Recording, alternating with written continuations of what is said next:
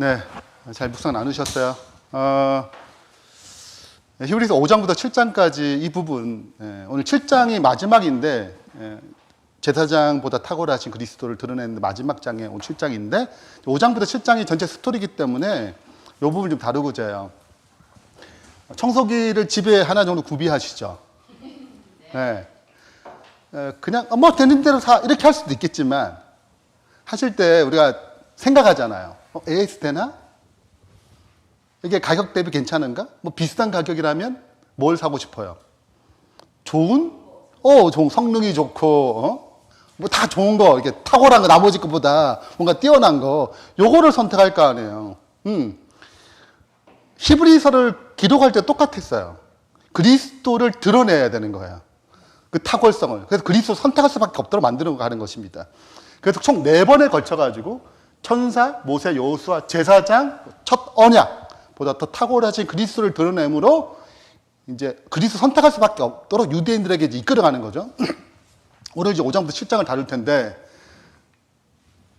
자, 레위 지파의 제사장보다 더 탁월한 제사장 그리스도를 드러내야 돼요. 그 증명해야 된단 말이죠. 그것이 3가지 방식으로 증명합니다. 3가지 5장 7장 보면 3가지로 증명을 해요. 첫 번째는 레위 지파가 아니에요. 예수님은 유다 지파예요. 왕이 되셔야 되잖아요. 그분의 나라를 다스리기 위해서. 근데 레위 지파는 제사장이어야 돼요. 근데 그분은 유다 지파의 지파 계열로 태어나기 때문에 뭐가 될 수 없어. 제사장이 될 수 없어요. 모상, 족보상 안 되는 거예요. 그냥 하나님인데 내가 제사장 할래 이렇게 하면 참 좋겠지만 이게 하나님도 구속을 위해서 제한받으셔야 했거든요. 근데 그분도 뭘 따와야 돼요? 근거를 따와야 돼요. 네. 그래서 첫 번째 증명이 뭐냐면 멜기세덱 반차. 나도 뭐가 있다? 근거가 있다. 그냥 뭐 의사가 나 의사야 하면 뭐라 믿어요? 믿을 만한 뭐가 있어야 돼요? 증명, 면허 뭐 이런 게 있어야 되잖아요. 똑같아요. 예수님도 그냥 되는 게 아니라 멜기세덱의 반차를 쫓아가지고 내가 제사장 됐다. 이게 첫 번째 증명이에요. 그러면 다 해결되는 게 아니에요. 두 번째 문제가 있어요. 어떤 문제가 있냐면, 그러면 레위 지파랑 멜기세덱 지파 이 라인이랑 누가 더 큰 라인이냐, 더 높냐, 요걸 또 해줘야 돼. 멜기세덱이 더 낮으면 굳이 그 낮은 제사장을 따를 필요는 없잖아요. 그러니까 멜기세덱이 더 높음을 증명해줘야 돼요. 그것이 7장 앞부분이에요. 네. 이거를 설명해 주기 위해서 7장이 등장하는 것입니다. 2가지를 증명해야 되는데, 첫 번째는 존재적으로 탁월해. 레위와 비교할 수 없다니까? 일단은 아버지도 없고 어머니도 족보도 없고 시작한 날도 없고 생명도 끝도 없어. 자, 그렇기 때문에 갑자기 등장하고 갑자기 사라져요. 창세기 14장에 딱 한 번 등장하고 안 나타나요. 그 다음부터는. 그러니까 그런 측면에서 일단 존재적으로 일단은 비교할 수 없다. 누구랑? 레위랑. 예. 레위는 족보도 있고 누가 어떻게 끝나고 다 있잖아요. 근데 여기는 없어. 예, 그런 측면에서. 두 번째는 그다음 멜기세덱 하나님은 아니에요. 존재적인 어떤 측면, 그 등장하는 측면과 나가는 측면을 바라보고 없다. 기록이 없으니까 그런 측면에서 얘는 의미가 있다라고 얘기하는 거예요. 두 번째는 이제 위치적으로 레위 지파보다 멜기세덱이 더 높아. 이걸 설명하는 것입니다. 레위도 10분의 1을 받아요. 그죠? 나머지 12지파에게 11조를 받아요. 네. 그것은 자신이 제사장임을 증명하는 굉장히 중요한 수단입니다. 네. 근데 누구도 받았다고요? 멜기세덱도 아브라함에게 11조를 받았어요. 자기도 제사장이죠. 근데 여기 뭐라고 했냐면 10분의 1을 받는 레위도 아브라함으로 말미암아, 아브라함 레위는 태어나지 않았어요. 아브라함, 이삭, 야곱의 세 번째 아들 레위거든요. 태어나지도 않았는데 아브라함으로 말미암아 멜기세덱에게 10분의 1을 바쳤다고 할 수 있나니, 이게 굉장히 중요해요. 이거는 이제 말도 안 되는 소리다 하지만 히브리 사상에는 우리가 제자훈련 배울 때 이걸 무슨 사상이라고 그래요? 대표성 원리, 공동체 원리라고 그래요. 우리도 그런 거 해요. 저도 기도 생활할 때 누구 돈을 학비를 훔쳤어. 그럼 단체 기업을 받아요. 아니, 나는 훔치지도 않았는데 계속 벌 받아야 머리 받고 막 그래야 돼. 그 나올 때까지. 지금 나오지도 않아. 잡히지도 않아.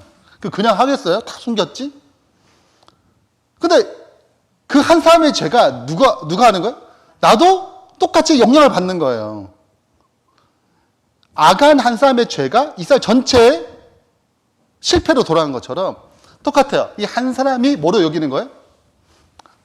아브라함 안에 있어요, 레위가. 그래서 아브라함 한 행동이 누가 한 행동처럼 레위가 한 행동처럼 여겨지는 것입니다. 그래서 그런 측면에서 멜기세덱의 레위도 바쳤다라고 하는 거예요. 할 수 있나니 이는 멜기세덱이 아브라함 만날 때 레위는 이미 자기 조상 허리에 있습니다. 그래서 마치 이런 거죠. 성경책 잠깐 좀 빌려주시면 자주 설명한 것처럼 아브라함이에요. 이제 이렇게 레위가 이 안에 있었어. 아브라함 한 행동이 누가 한 행동처럼? 레위가 한 행동처럼 된 거예요. 어디 안에 있어가지고? 아브라함 안에 있어가지고. 예, 그러니까 책을 저는 옮길 뿐인데 이 책 안에 있는 프리젠터도 같이 옮겨지거든요. 똑같아요. 아브라함 한 행동이 누가 한 행동처럼? 레위가 한 행동처럼 여겨진 것이다. 그러므로 누가 더 높아요? 멜기세덱이 더 높다. 위치적으로 이렇게 증명한 거예요. 그래서 이제 탁월성이 증명해요. 그럼 다 끝난 것 같죠? 안 그래요. 하나 더 증명합니다. 그것이 세 번째 증명이에요. 이제 7장 부분인데, 요게 이제 오늘 묵상과 연관이 있죠. 레위 지파가 갖고 있는 제사장의 한계를 설명해요. 인간적 한계.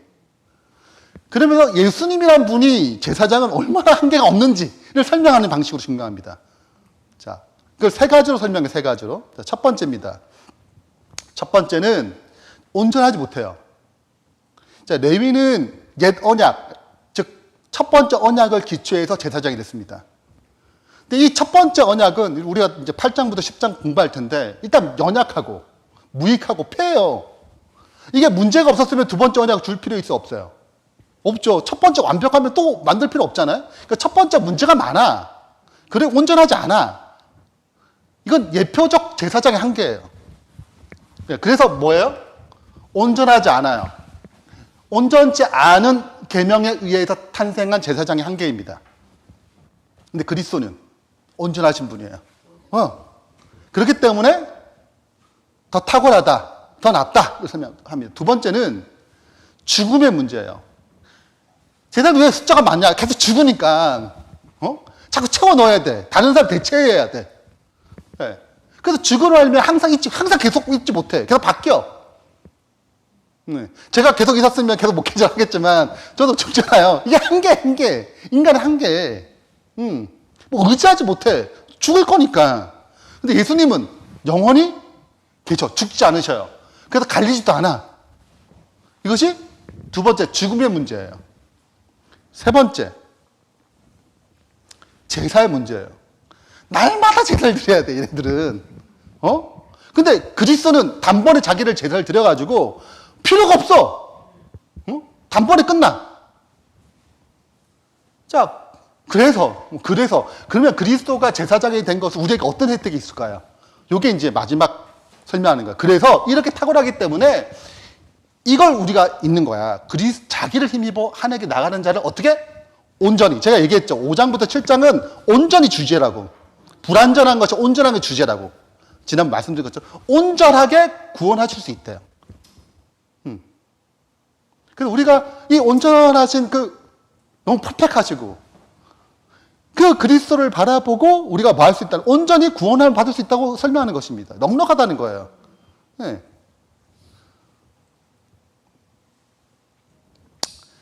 제가 이제 묵상을 하면서 5장 7장 묵상하면서 또 너무 신기한 거예요. 뭐가 신기하냐면 멜기세덱의 이야기는 단 한 번 등장합니다. 창세기 14장에. 자, 보죠. 이게 다야. 멜기세덱 이게 다예요. 응? 우리가 저 아브라함 이야기는 12장부터 쭉 얘기하거든요. 멜기세덱의 메인 같아요? 아니면 멜기세덱은 서브 같아요? 서브예요. 잠깐 나왔다 나가는 사람이에요. 응? 누가 이 멜기세덱에서 깊이 생각하겠어요? 이 세 절 나오는 거. 근데 히브리어서 궁금해져. 자, 오케이. 네, 맞아요. 자, 살렘왕 멜기세덱이 떡과 포도주를 가지고 나왔으니 지극히 높으신 제사장이에요. 아브라함에게 축복했어요. 천지주의 지극히 높으신 하나님이여 아브라함에게 복을 주옵소서. 너희 대적을 내 손에 붙이신 지극히 높으신 하나님을 찬송할지어다 하며 아브라함이 그 얻은 것에 10분의 1 멜기세덱에게 주었다. 이게 끝! 없어요. 네. 그냥 10편 110편 4절에 이제 그 다음에 중간 다리를 넣고 그 다음에 히브리서 넘어가는 것입니다.